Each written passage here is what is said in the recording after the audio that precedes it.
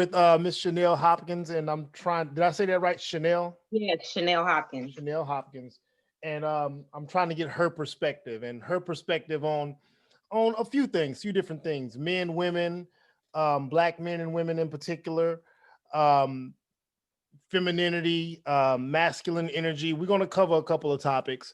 And I also want to touch on the black community and the state of black community and what we can do better as a collective to become a community, because right now we in a community, we're a collective. So we're going to Yeah. dive into a few things.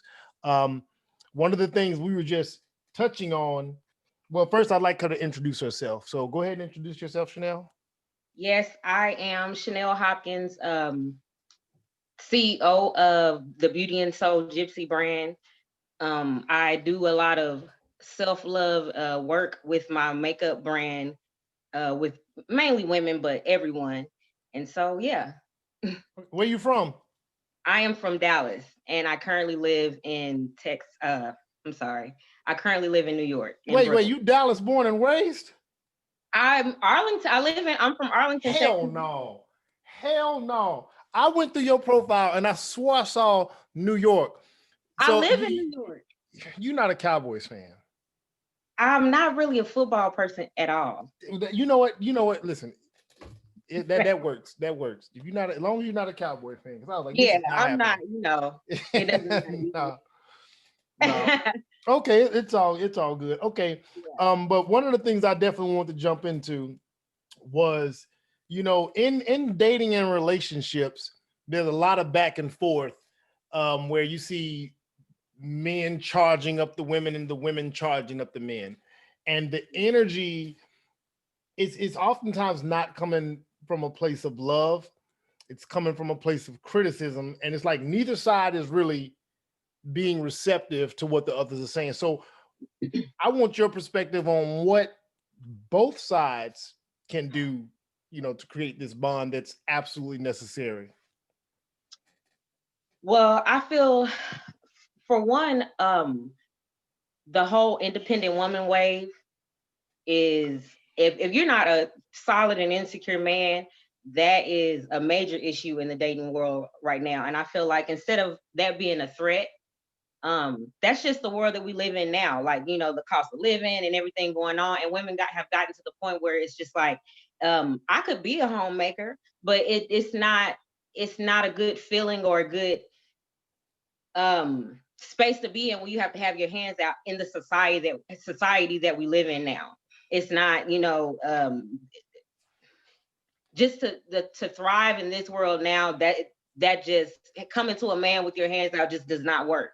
And instead of saying, okay, well, I have to step up and do a little more to exceed her expectations, because she can already do whatever she can, on her own. Oh, right. It's just kind of like, well, y'all just do this and y'all don't need nothing. So I just, instead, it's not a threat. Yeah, you're right. I have to have my own. I have to do this for me. But it doesn't mean that takes away from um being the willingness to be with the man and be soft with the man, and still be a homemaker. We layered out here. I've always thought there were two parts to that. Um, Okay. One, men, and we were joking about it today at work. One of the women started saying something, and I, as a man, instantly started recommending. And then I laughed about it. I'm like, you know what? Sometimes us men, there needs to be a button where we just listen. But Mhm. naturally, a man is going to anticipate needs. So, where what you're saying makes sense is women know that men anticipate needs. So, an independent woman, she might be checking all these boxes, bro.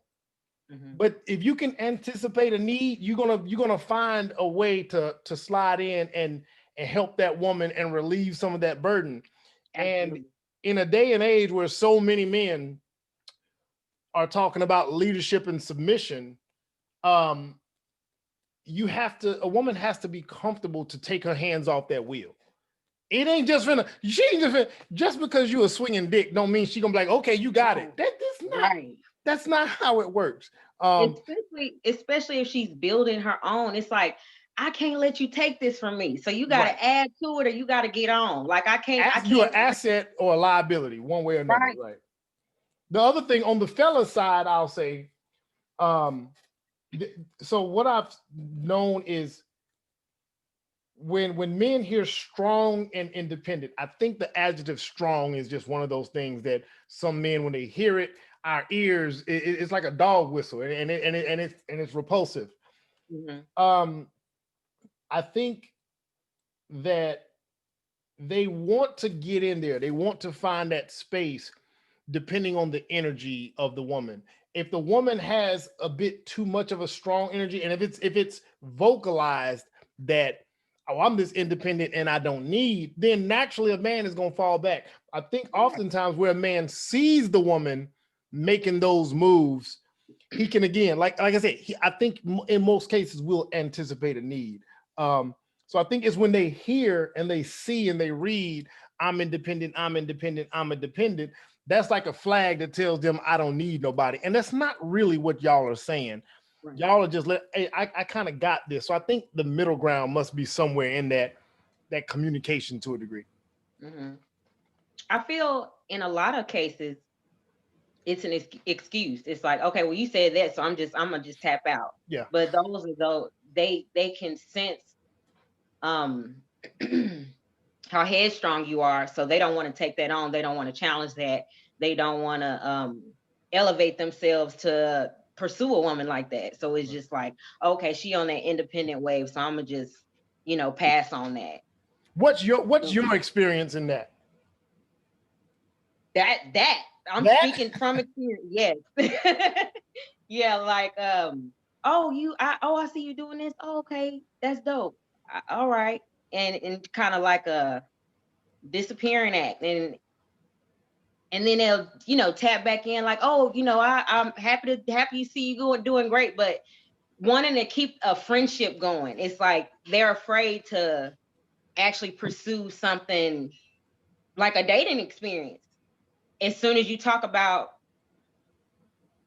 the things that you're working on, or your goals, or Right. your vision for yourself, Right. it's like, I don't know if this is what I'm picking up from something. Right. I don't think that I could handle that. So let me just go on and tap out. Let me just go on and back out. It's I'm the opposite on that side. I mean, but I understand a lot of men. I mean, it's just so many differences to that. I mean, it's so many differences to that.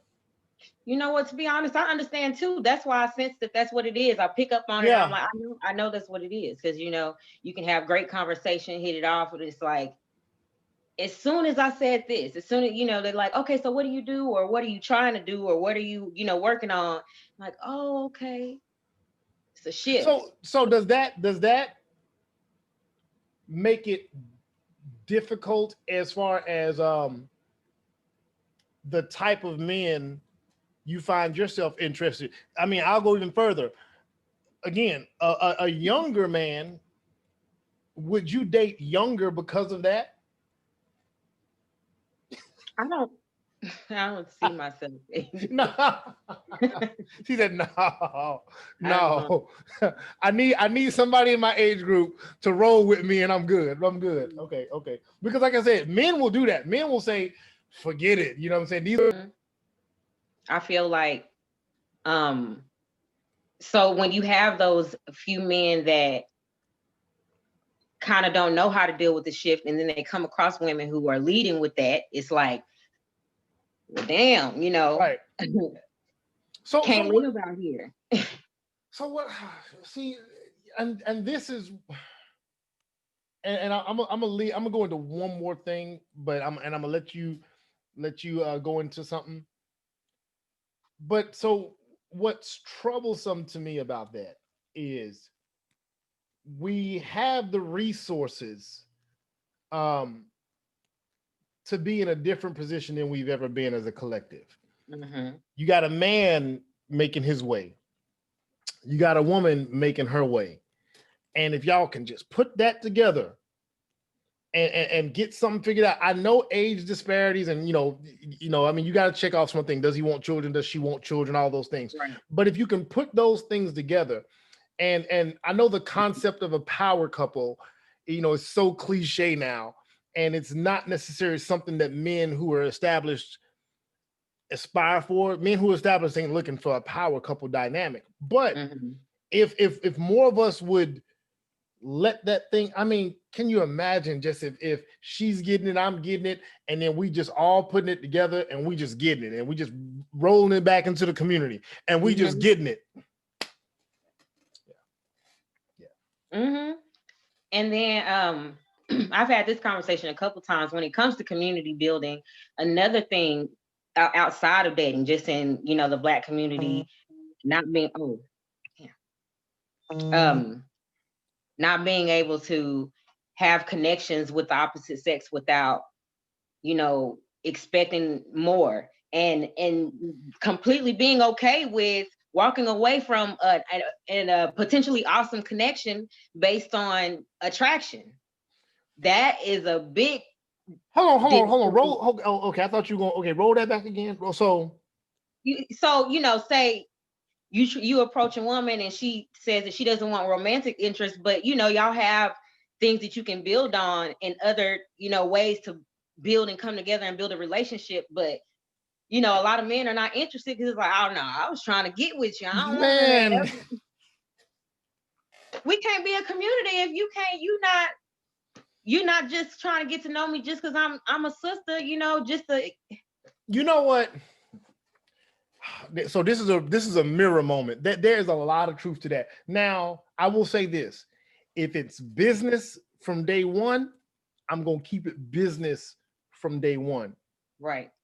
I won't venture into that space when it's business from day one. But it's difficult, and I have that discipline, and I know some men don't have that discipline either. Even if you're doing business, it's like, so well, can we go to dinner? And you're like, okay, yeah, we can go out for a business dinner. They're like, no, I mean, can we go to dinner? And you're like, wait, no, we talking business.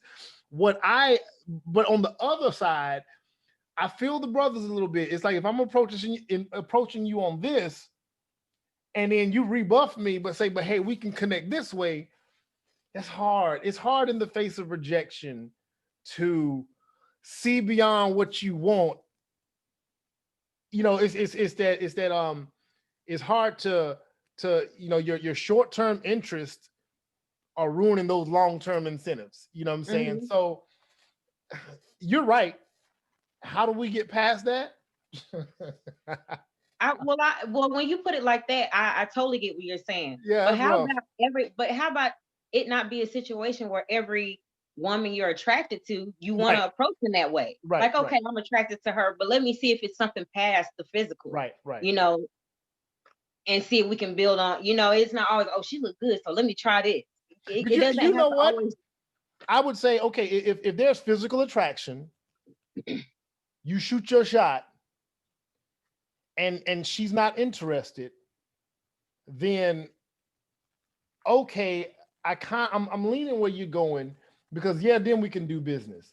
But if we go down that road of interest, I mean, me personally, if it's just genuinely not there, we don't connect, we ain't vibing like that, I don't care whether you look good or not. I think we can do business because I can see past the physical attraction to realize that ain't where we're gonna go with this. And I would think more men would roll with that, but no, men don't like that. That man, listen, it's hard. It's hard, man. It's hard for brothers.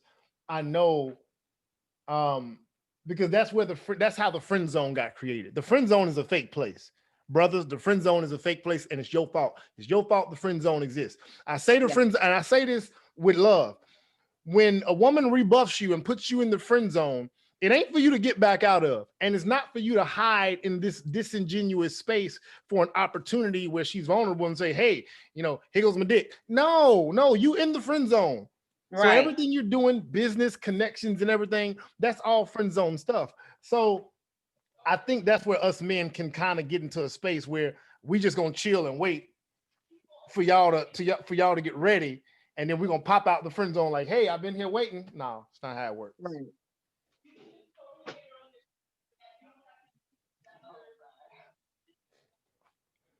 But that was one of the things you mentioned, that as far as, you know, becoming a community.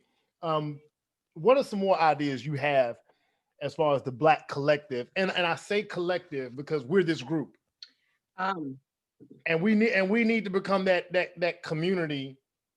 And in order to become that community, we gotta have something, not everything, but we have to have something that we are absolutely at a 90% rate monolithic on. I know we're not a monolith. I know that's impossible, but we have to, despite our own short-term interests, say, you know what? We're gonna be monolithic on this one thing. What do you think that one thing that we can all buy into and say, you know what, no matter what it is, we're gonna ride with that? mm, that's a It's good one rough. because it's so much. Um, I can't even. I don't. I have to think on that one. But I feel like what I said I've already as far as the relationship dynamics. That's one thing that stands out to That me would the most. definitely Yeah. that's a big deal. But That would but help. there's so many other things I can't even name. Just like a one thing that, like, okay, we got to ride this. We got to ride on this. Mm. What would you say? Oh man, shit. Yeah, you gonna flip that back on the host. Oh man. Yeah, like let me hear what you So so thinking, so because that's a good one. I've bounced a few things around. Um, being that the cornerstone of any community is family, Hmm. I've said, and man, I know this is gonna get some flames, but I've said that Black people should should not say should consider for generations, and I mean we need about a good 100 years of this, and I know that's a lot. That's a century. A Hmm. 100 years of only living and doing business within our community. Yeah. Exclusive. I'm not saying you don't go get a job outside of your community. You can do that. If you go to Harvard and you go get a job at a law firm, you funnel whatever you're making back. If you got to commute an hour and a half to get back to a community to where that money goes back into that community, if we all did that, and we're all guilty of leaving where we grew up from to go chase the bag. I did it. My father did. We've all done it. But even when you leave where you're from to go chase the bag, can you find another Black community within another locale? If you go from Texas to DC to the DMV to New York, can you go find a Black community to pull your resources back in? I think that would help. I used to tie Black, marriage, Black people marrying exclusively to that. And my heart is still tied to that in a lot of ways. Reason being because a lot of times when Black people do marry outside, they move outside. They move to a more culturally diverse community, and there's Right. nothing wrong with that. But for the strengthening that we need those generations that other groups have had to say, for generations and generations, we're gonna stay right here. And now, Right. and so once it's strong, go do what you want to do, because we're, Right. we're solid. We Right. have 100 years established to where this is ours and you can't come get it from us. Um, and so that's one part, but there's more than one way to skin a cat. Yeah. There really is. So That's that's major. I would agree. And I feel like, how do you feel like you've done as far as transitioning into exclusively um buying within our community? it's not as easy, depending on where you are, what city you're in. Hmm. Certain cities have more Black businesses in abundance. You see Black Right. businesses, Black franchises, independent people. But now the internet is changing that. Everybody Hmm. doing things online and selling products and services online, it's changing that dramatically. Right. Um, but so it's a bit more difficult. Sometimes, even if you can't support Black businesses because they're just not around, even just living in a community where they see your face. When you go out somewhere, I went with my daughters one time to take them to get their nails done. And Hmm. a lady just complimented, me on being out with my daughters and she just saw me. you know, she just saw a black man with his children out in the community. There's somebody that sees that. There's some elders that see it. There's some people in your age group that see it. And there's some people that's younger than you. The night has 1,000 eyes. So somebody's always seeing. So just you Right. being in your community and somebody physically seeing you and they seeing you going about everyday business, that in and of itself is enough. It's like, it's something that somebody Yeah. see. You're not hanging out in front of a corner store. You're not, you doing business. You seem like you're moving in a responsible manner. That's a good thing to see. So even if you can't do it with dollars because you don't see the establishments, you can do it with your presence alone. Yeah. I agree. So I want to touch on one more thing on the relationship tip or the dating tip. Yes, yeah. It kind of ties into the whole rejection thing. I feel like a lot of people lie about their status too. And this isn't my experience, thankfully, but you know, saying that they're either not married, or if they really aren't married, saying that they want marriage to, you know, get involved with women that, you know, whatever, that kind of helped me figure out help me understand that what you think that reasoning might be. Okay. I mean, I got an idea, but I've got some personal experience. So there's levels. So when me and my ex were separated, when we knew, okay, well, listen, I gotta be careful because I could be interviewing my ex at some point. But let's just say when we knew we both knew she's dating, he's dating, and at that point, anybody could have hit her up.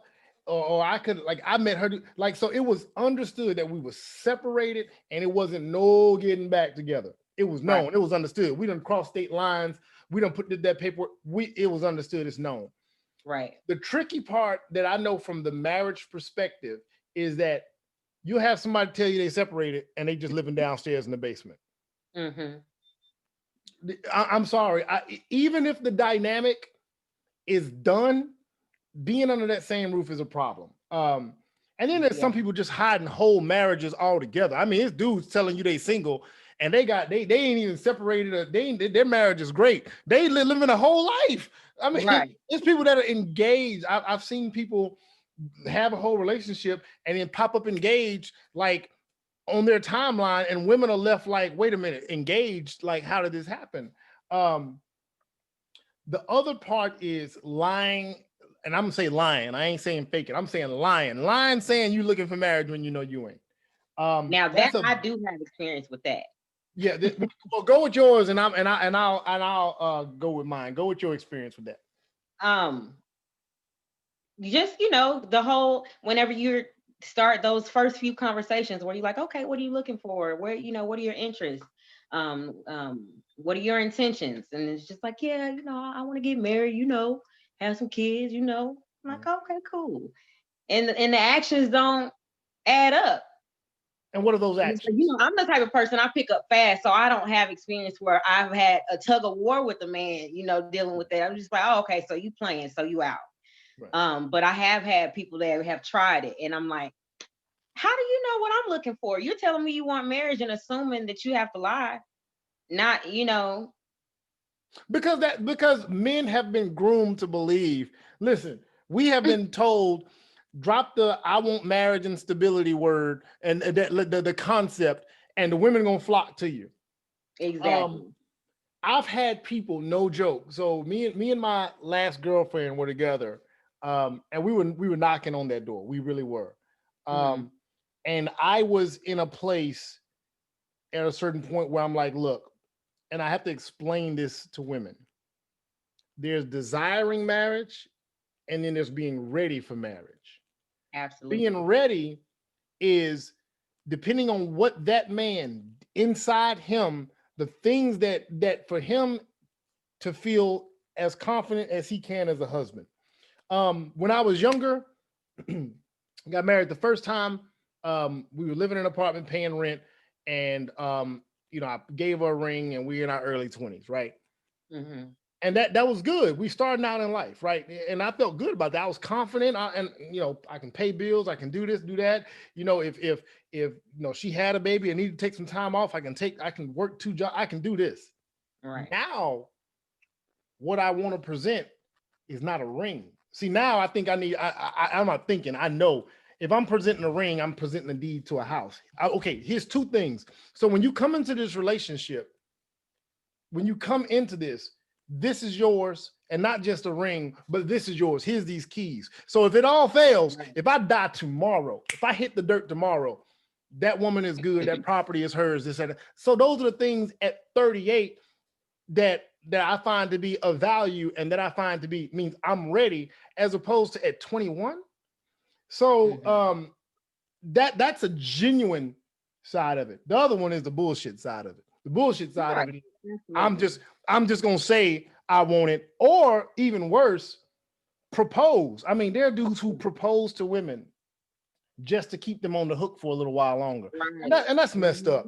That's messed up. Don't propose to no woman and you gonna give her a 2-year engagement, a 3-year engagement, right? Or the proposal that comes when you done did something. You got caught cheating. Yeah. You ran up all her money, you know what I'm saying? You done gambled away the rent for 2 months or something, and you're like, I want to marry you, girl. Just marry me. And that's a proposal. And that's a proposal. Right.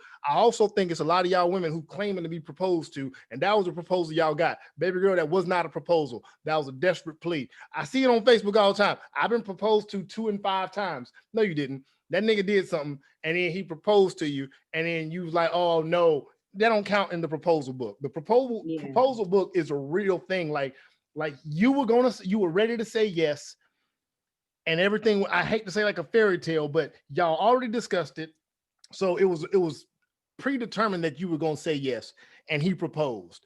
Right. You said no for whatever reason, not because of no crazy he did something shady and then he proposed. No.